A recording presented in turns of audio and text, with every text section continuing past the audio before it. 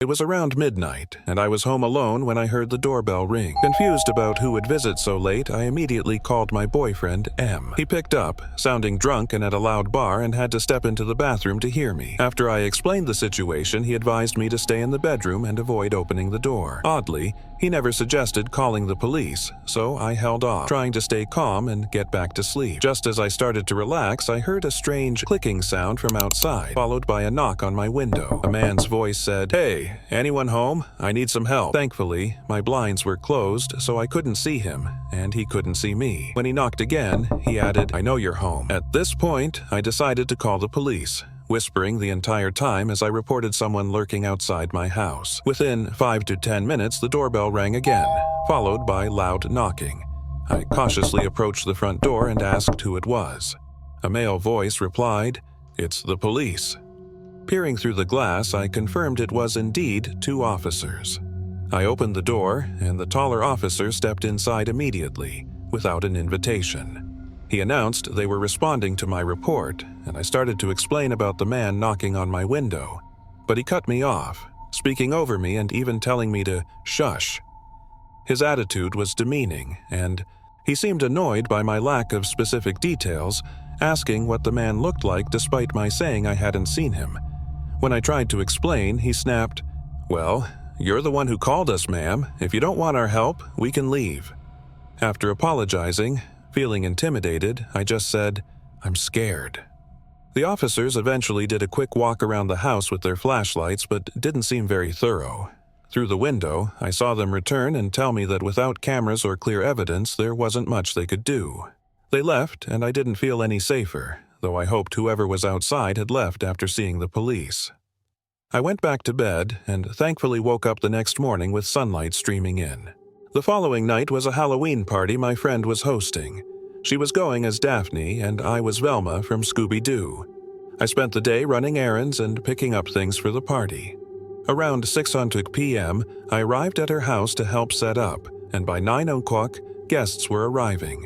The party was in full swing by 10:30. I left after 1 o'clock a.m., still sober enough to drive. When I got home, I immediately noticed a cool draft. After setting my things down, I saw the window was open, which struck me as odd since I hadn't left it that way. Then, as I walked toward the bathroom, I noticed the basement door was wide open. I froze, a chill running down my spine, and that's when I heard a faint but steady clicking sound coming from downstairs. As I approached the basement stairs, the clicking abruptly stopped, and a voice from below said, "You're finally home." Panicking, I slammed the basement door shut and ran to my neighbor's house, banging on his door until he answered. Together, we called the police from his place. Unfortunately, it was the same 2 officers who arrived. My neighbor stood with me as I spoke to them, which seemed to improve the taller cop's attitude slightly. They searched the house more thoroughly this time, while I stayed with my neighbor, still shaken and on the phone with my drunk boyfriend.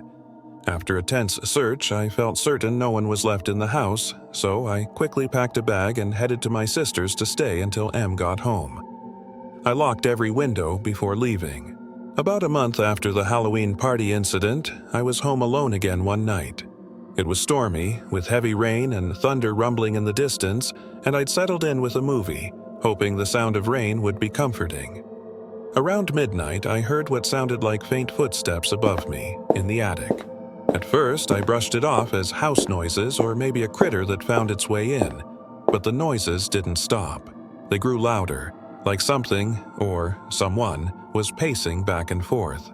Every once in a while they'd stop, and then I'd hear this strange scraping sound. My heart was racing, but I tried to calm myself down. "Old house noises," I repeated, even as my gut screamed that it was something more.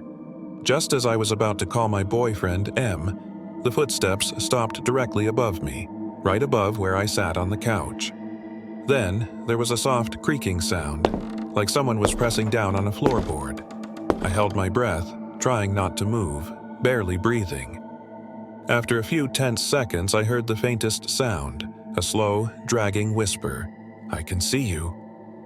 Panicking, I jumped off the couch, grabbed my phone, and called M. Just as it started to ring, I heard another noise, this time coming from the hallway. The attic ladder was slowly unfolding itself, creaking with each hinge. I looked down the hall, and to my horror, the ladder was fully extended, leading down from the dark attic. I whispered into the phone for M to pick up, but it went to voicemail. Trembling, I called the police, staying as quiet as possible.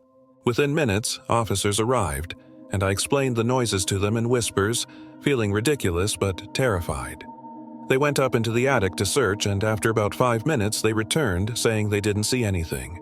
One of the officers looked at me and asked, "Do you live here alone?" Confused, I replied, "Yes, why?" He held up an old Polaroid photograph, blurred but clearly taken from the attic, showing a view of my living room, of me sitting on the couch earlier that night. The officers checked every window, every door, and advised me to call someone to stay with me for the night.